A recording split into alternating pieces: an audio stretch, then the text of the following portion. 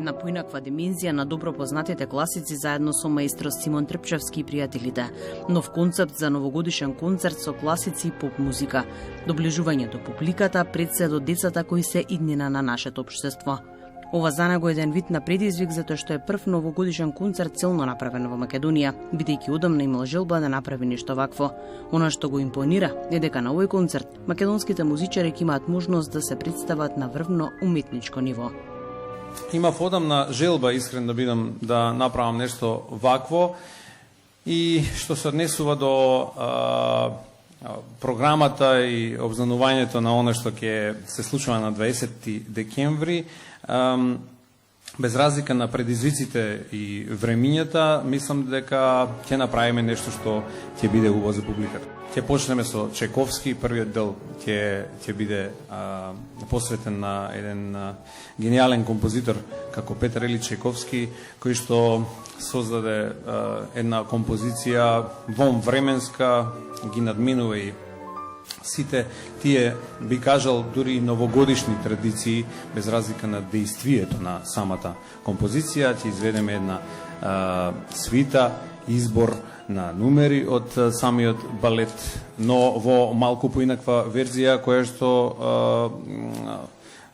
поретко, би кажал, или многу ретко се изведува во таков формат. Имено станува збор за 4-рачно изведување на композициите на пијано и на Оревокршачката, нели, на свитата од балетот Оревокршачка.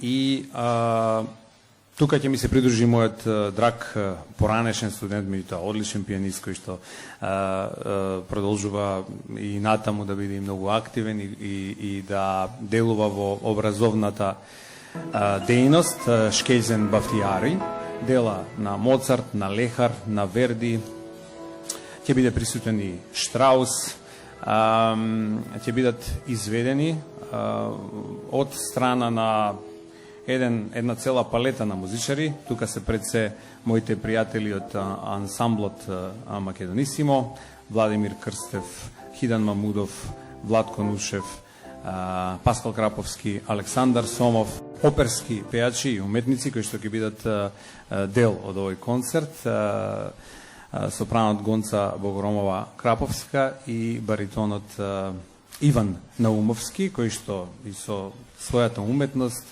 и во ова руво и на емоционалност и на виртуозност. Интензитетот на чувството кое што го добивам од самата музика ме мотивира да работам уште повеќе.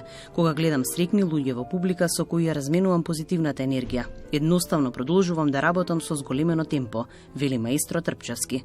Сега последната турнеја во Германија и во Швајцарија, а пак со посебен пиетет нормално 80 години Македонската филхармонија, каде што гледам порталите изнеса и она што јас го кажав на сцена дека копчето ми пукна од љубов, се случува.